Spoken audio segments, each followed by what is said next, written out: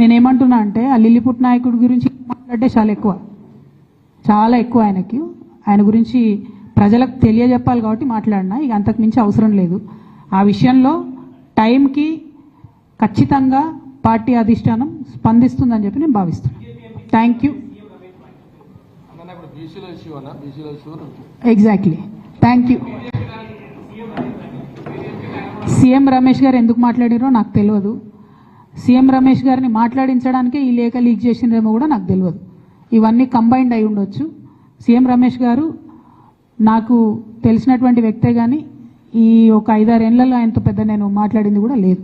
So ఆయనంతటా ఆయన బయటకు వచ్చి చెప్పిండు అని అంటే దీనికి నా లెటర్ లీక్ అవ్వడానికి వెనక కూడా ఏదో అవినాభావ సంబంధం ఉందని నేను భావించే పరిస్థితి వస్తుంది. నా దగ్గర ప్రత్యక్షంగా సమాచారం లేదు ఆ విషయంలో. కాకపోతే ఆయన మాట్లాడడానికి ఆధారం ఆ లేఖలోంచి తీసుకున్నారు కాబట్టి ఈ లింక్ ఏదో ఉంది అని చెప్పి నేను భావిస్తున్నాను.